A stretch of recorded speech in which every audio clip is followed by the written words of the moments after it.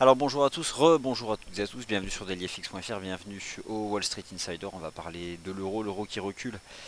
Suite ce matin à la publication des chiffres de l'inflation au sein de la zone euro, le dollar canadien qui se renforce, le pétrole qui attaque ses résistances, les marchés actions qui repartent en avant dans le sillage d'ailleurs des chiffres de l'inflation publiés ce matin. Moi je vais surtout vous parler du marché des changes. Parce que les indices boursiers c'est hyper volatile, c'est une espèce d'hésitation technique qui va dans tous les sens. C'est pas directionnel, on peut tout aussi bien finir à Wall Street tout en bas ou tout en haut. Depuis la semaine dernière, la situation technique des indices boursiers à mi-séance, c'est une chance sur deux de ce qu'elle indique pour la fin de séance à Wall Street. Donc je vais me concentrer sur ce qui me semble directionnel, le marché des changes, le yen, le dollar canadien, la livre sterling, l'euro, là où il y a des vrais mouvements à exploiter et surtout de limpidité technique. Alors, sur le plan des fondamentaux, naturellement aujourd'hui la surprise, en tout cas le chiffre qui surprend tout le monde, et vous avez pu prendre connaissance de l'avertissement sur le risque et le trading, c'est celui-ci. Retour d'un taux d'inflation négatif au sein de la zone euro. Le régime des prix qui revient au plus bas, qui retrouve ses niveaux avant même le lancement du programme de quantitative easing par la Banque Centrale Européenne. Alors autant vous dire que le succès de ce programme non conventionnel est relatif. Les marchés boursiers qui sont entrés dans la sphère d'influence temporelle de cette prochaine réunion de la BCE, c'est l'événement c'est programmé le 10 mars prochain, ça renforce l'impact de toutes les publications macroéconomiques de la zone euro, et notamment celles qui sont en décalage marqué avec le consensus. Alors c'est le cas de ce qui a été publié ce matin. Vous avez ici un histogramme qui vous donne 2 ans d'historique du régime des prix au sein de la zone euro. Moins 0,2, on revient 6 mois en arrière et on retrouve en fait une croissance des prix en deçà de ce qu'elle était avant le lancement du programme de quantitative easing par la Banque Centrale Européenne. Ce qui va forcément faire réfléchir les autorités monétaires de la zone euro quant à son action du 10 mars prochain. Et je pense que là, la BCE devrait aller au-delà du taux de refinancement négatif, étendre largement le programme de quantitative easing. Alors l'impact sur les marchés, il est le suivant. Première conséquence, la baisse de l'euro. Et autant vous dire que l'euro n'a pas fini de baisser.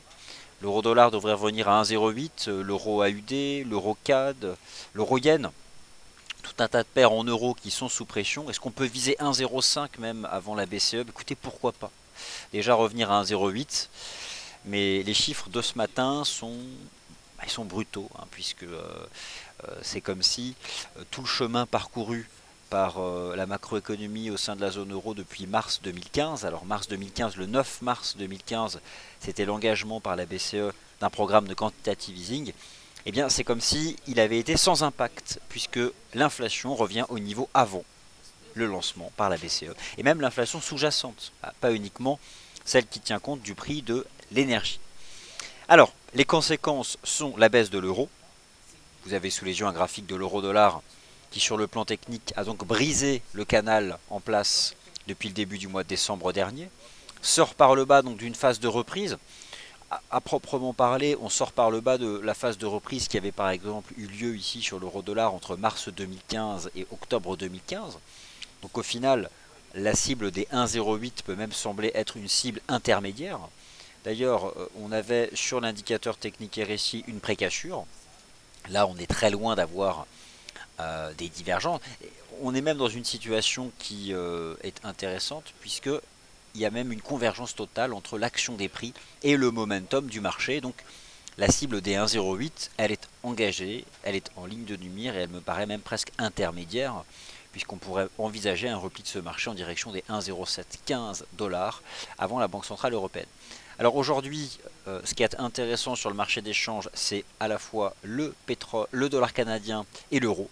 On va donc se concentrer sur ces paires-là. Tout d'abord un tour d'horizon des paires en euros. Et puis ensuite des paires en dollars canadiens, le GBP CAD, l'euro CAD. On a étudié ce matin des bougies japonaises hebdomadaires monstrueusement baissières. Donc je vais revenir assez largement dessus. La seconde conséquence, c'est la chute des rendements obligataires au sein de la zone euro, 0,12 pour le rendement allemand à 10 ans, qui entretient donc l'appréciation du prix du contrat de taux souverain de l'Allemagne, le Bund. Et enfin, un impact relativement positif sur le marché action, mais la situation technique du marché action est toujours incertaine parce que volatile. On peut prendre l'exemple de mardi dernier à mi-séance, c'était baissier, finalement Wall Street clôture tout en haut. Vendredi dernier à mi-séance, c'était haussier, Wall Street clôture tout en bas. Et donc aujourd'hui à mi-séance c'est haussier, mais quid de la clôture de Wall Street ce soir? Franchement, je préfère rester sur des marchés qui ne sont pas actuellement face à une succession de pièges techniques, et c'est notamment le cas du marché des changes qui lui ne fait pas face à des pièges mais au contraire à des phases et à des signaux techniques qui se confirment. Alors l'euro dollar c'est baissier, objectif 1,08, cassure du canal, signal de vente qui a été donné vendredi avec une clôture journalière sans équivoque. Il en va de même pour la bougie japonaise hebdomadaire. Prix et momentum ici représenté par l'indicateur technique RSI avancent ensemble. Prochaine cible 1,08, seconde 1,0715. C'est quelque chose que l'on peut viser avant le 10 mars prochain. Toujours donc du côté des paires en euros, deux stratégies, euro CAD, euro AUD, euro yen. Euro AUD tout d'abord, proposé ce matin dans le Good Morning Euro Dollar sous 1,54 $ australien. Techniquement parlant, on reste dans les corps de la stratégie, puisque le marché a enchaîné deux bougies japonaises en donné 4 heures négatives. Reste à sortir par le bas de ce range, bémol de cette stratégie, liée à l'agenda macroéconomique, puisque la nuit prochaine, on a une décision de politique monétaire de la Banque de réserve d'Australie. Après, les devises des matières premières se renforcent, alors pourquoi pas? Eh bien, on peut envisager que le statu quo, attendu d'ailleurs de la RBA, les taux devraient rester inchangés, renforce le dollar australien. Alors, attention, hein, on va rester prudent. Dans tous les cas, si statu quo il y a, comme envisagé par le marché, cela devrait entretenir la dynamique de l'euro AUD depuis quelques semaines, qui est une dynamique négative. En tout cas, sur le plan technique, sous 1,54 AUD, je reste baissier et je vise 1,50, tout comme je vise 1,08 sur l'euro dollar. Euro GBP, j'arrête la stratégie d'accompagner la tendance haussière de ce marché. Je suis fermement à l'achat de l'euro GBP depuis la cassure des 0,75, c'était le 8 janvier dernier. Eh bien j'arrête.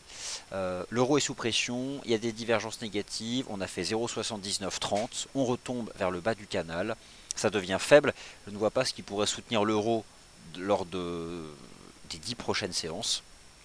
J'arrête donc, je n'ai plus d'opinion sur l'euro GBP, dans le meilleur des cas neutre, mais fermement baissier sur tout un tas de paires en euros, il n'y a pas que l'euro dollar. Euro-yen, belle paire en yen à vendre. Divergence baissière cachée, ça c'était le 25 février dernier. Ma baissier, on est sorti par le bas d'une reprise en drapeau ou en biseau ascendant. Eh bien je pense que ce marché va à 122,50 et probablement 120 avant la Banque Centrale Européenne. Eurocad, GBP-CAD, Eurocad, des belles stratégies en lien direct avec la remontée du prix du pétrole. Le chandelier hebdomadaire de l'Eurocad, il est horrible. Celui de la semaine dernière, bien sûr.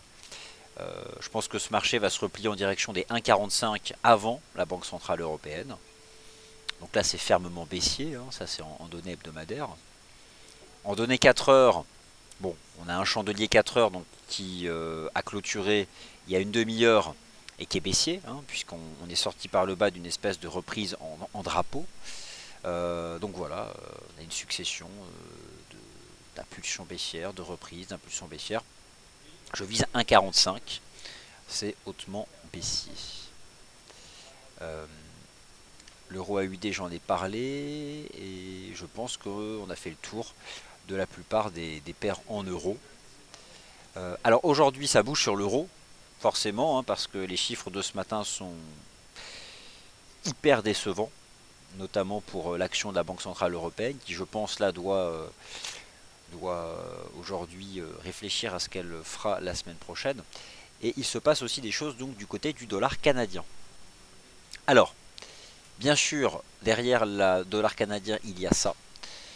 Une remontée du prix du pétrole. Lucas Oil attaque, après avoir échoué vendredi, les 36,20 $, le plus bas de la crise financière de 2008. On verra à la clôture, mais en tout cas, il y a des pressions positives. Le dollar canadien, de toute façon, ne baisse plus depuis le milieu du mois de janvier, il tend même à se renforcer. Le point de départ avait été donné par l'USD CAD, rappelez-vous, hein, il y avait eu un mois de janvier, chandelier mensuel du mois de janvier très baissier. USD CAD, cassure des 1,3640, ça c'était le 25 février, signal de vente. L'USD CAD devrait se replier en direction des 1,34, 1,3450. Mais c'est moins attractif que l'euro CAD puisque l'euro dollar est baissier. Forcément, il y a plus de momentum à aller attraper du côté de l'euro CAD. Le GBP CAD, lui aussi, c'est très baissier. La cassure de la semaine dernière, elle est majeure. Le pivot des 1,8653 l'est autant. Mais il n'y a pas de div. Je pense que ce marché peut continuer de baisser et revenir en direction des 1,8150, le prochain pivot horizontal. Donc c'est très baissier. Et je pense que le marché devrait revenir chercher cette moyenne mobile à 200 semaines. Alors, elle passe 1000 pips en dessous du niveau actuel des cours. On va déjà viser 1,8150. Il s'agira donc d'un bel objectif de cours. Alors, un tour d'horizon tout de même des paires majeures. Le GBP USD, toujours sous pression. On vous a montré ce matin la bougie japonaise hebdomadaire du GBP USD. Bon, bah, ça parle, c'est hautement baissier. 1,38, 1,35, les prochaines cibles. Ça correspond donc au niveau de cours le plus bas de l'hiver 2009. Alors cet après-midi, il y a quand même à suivre des statistiques, des publications macro US. 15h45 et 16h, vous serez avec David Pichaudot de Professeur Forex pour les suivre. Puisque comme chaque lundi à 16h, il donne le portefeuille des banques. Vous allez voir, il y a du nouveau dans le portefeuille des banques, hein, notamment depuis les cassures techniques de la semaine dernière. Certaines grandes banques visent 1,04 maintenant. Je ne la citerai pas, David vous donnera le détail, mais il y a une grosse banque européenne qui vise 1,04 à court terme, qui stoppe sa stratégie au-dessus des 1,11 $. Donc ça c'est intéressant, il va superposer ses stratégies des banques au graphique. Et voilà, bon, viser 1,04 en fait c'est viser un retour sur les plus bas du 3 décembre, et au final, lorsqu'on a le recul du graphique weekly, c'est un range 1,05, 1,15. Alors forcément, bon, bah là, on n'a pas fait un 15 ni un 14, on a fait un 13,76. Et voilà, le marché continue d'évoluer à l'intérieur de ce trading range. Le canal a été quitté. Bon, on se replie, 1,08, ce sera la prochaine cible. Allez, tout de même, un mot des indices boursiers. Alors, un mot des indices boursiers, hop, voici la disposition graphique. Et donc le S&P 500, bon, bah, écoutez, c'est... Là, le chandelier journalier du SP500, je pense que c'est la morale de la semaine dernière, enfin l'enseignement technique de la semaine dernière, c'est qu'un chandelier journalier à mi-séance, c'est le piège. C'est le piège. Donc là, on ne peut pas l'utiliser. Parce que par exemple, on revient sur cette séance du 24 février. Regardez comment elle a terminé. Je vous garantis qu'à mi-séance, on était ici. Un grand corps négatif aux alentours de 17h, le 24 février, on était tout en bas. Le marché clôture tout en haut. Pire, vendredi dernier, à mi-séance, on avait un grand chandelier positif avec une clôture à 1970. Et regardez comment a terminé le marché. Terminé tout en bas, avec une étoile filante ici en données journalières. Alors, je me garde d'interpréter ce chandelier journalier du SP500 qui n'existe pas. Pour l'instant, le dernier chandelier journalier que j'ai, c'est celui de vendredi, et ça, c'est baissier. Voilà, c'est tout ce que je peux dire. Le Dow Jones, en données 4 heures, une structure en porte-voix, la pire de toutes les figures, une formation élargie, une médiane. Médiane, à combien? 16 509, en fait, ligne de coup hein, du double bottom. Bon, le marché la défend.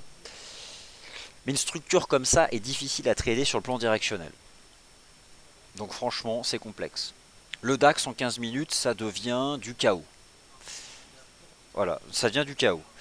On a eu une belle phase de reprise du 11 février au 22 février, puis une phase de correction qui était propre du 22 février au 24, une remontée en direction des sommets du 22 février, les sommets donc de la reprise technique. Et là, on rentre dans cette phase de chaos. et la distorsion vient des chiffres de l'inflation. Et en fait, la distorsion, elle vient pas des chiffres de l'inflation en eux-mêmes, hein. Ils n'ont rien demandé, ces chiffres de l'inflation. Ça vient surtout de la façon dont les investisseurs réfléchissent.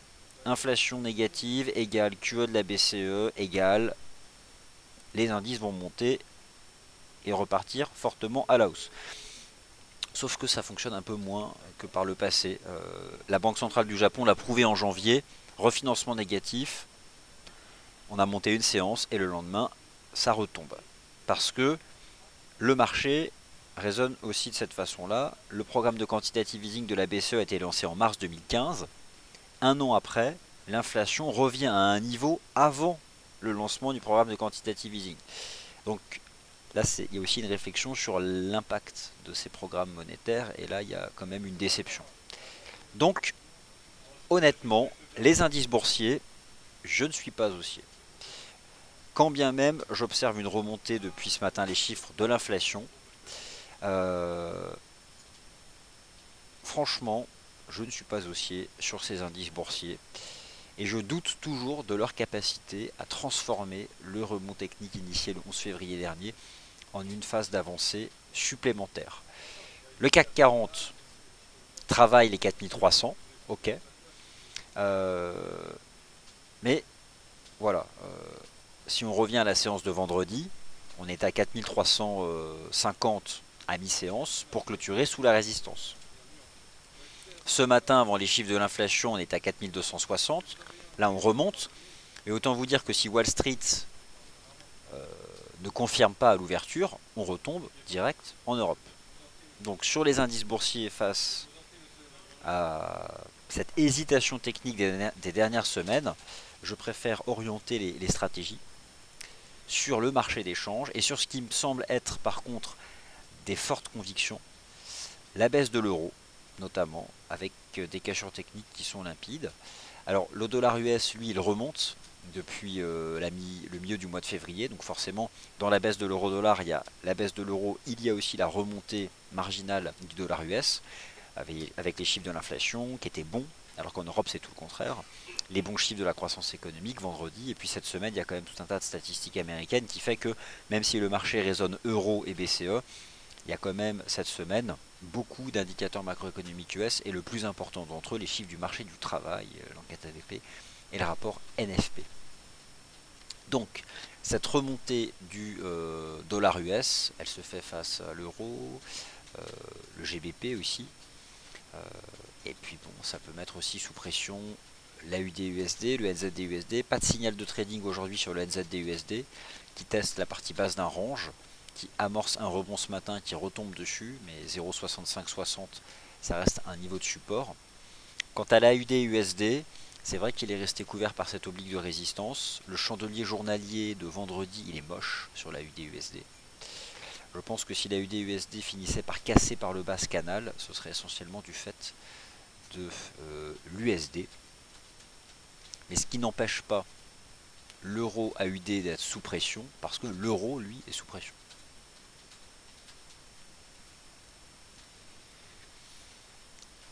Et l'once d'or dans tout ça, alors je vais aller chercher le graphique de l'once d'or. Et bien écoutez, regardez l'once d'or aujourd'hui, ça reste très bien orienté. C'est-à-dire quand bien même le marché action remonte, quand bien même le dollar américain remonte depuis le milieu du mois de février, l'once d'or, donc ici le XAU-USD, ne lâche rien. C'est-à-dire que je reste toujours persuadé que sur le métal jaune,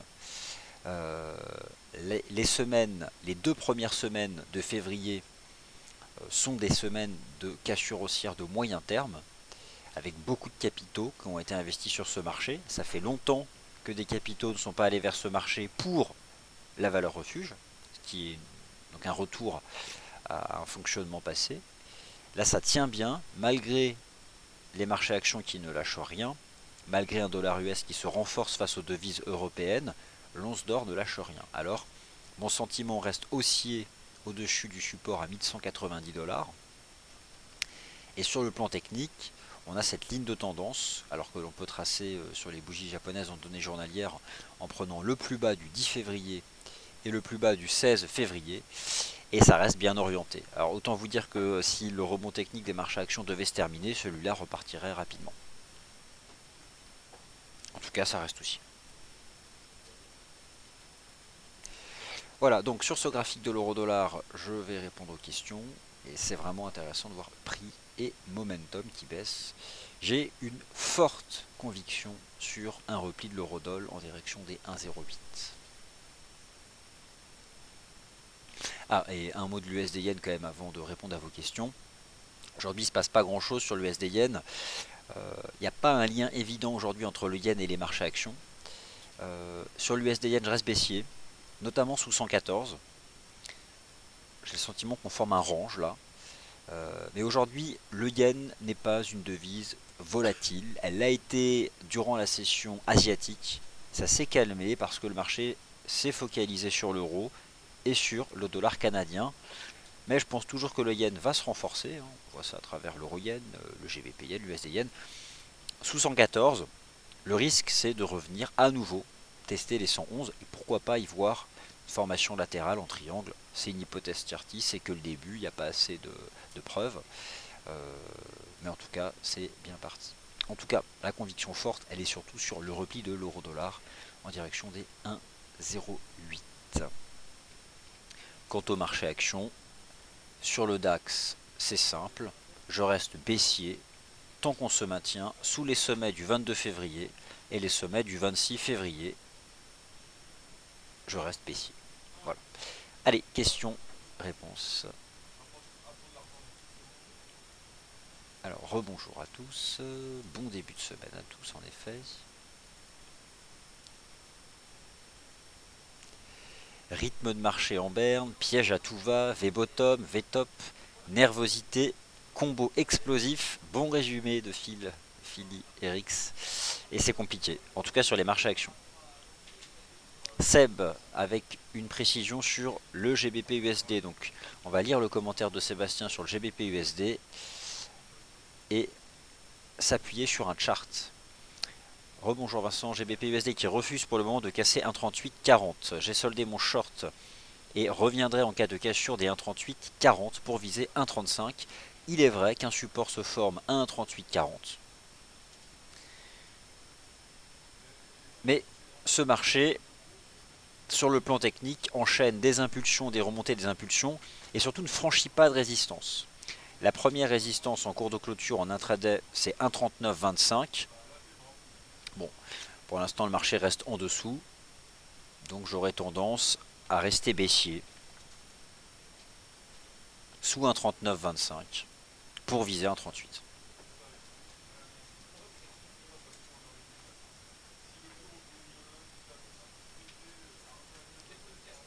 Euro-dollar, euro-yen. Alors, euro-dollar, on en a parlé et je pense qu'on a fait le tour. L'euro-yen. Complètement baissier, l'euro-yen. Rien ne s'oppose à la poursuite de la baisse de l'euro-yen.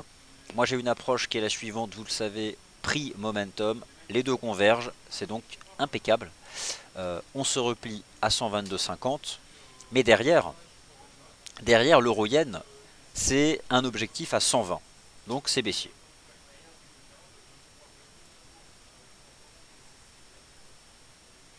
Alors, Seb, mon cœur balance entre shorter l'euro-dollar ou l'euro-yen. J'ai fait les deux, l'USD se renforce. Et sous pression, yen se renforce avec la version risque, donc allez short les deux. Je suis complètement d'accord. Et l'euro-CAD aussi, mon cher Seb. L'euro-CAD, ça, c'est baissier aussi. L'euro-yen aussi, l'euro-dollar, bien sûr. Et l'euro AUD, n'oublions pas. Le bémol, c'est ce soir la Banque de réserve de Nouvelle-Zélande, mais sur le plan technique, sous 1,54, c'est baissier.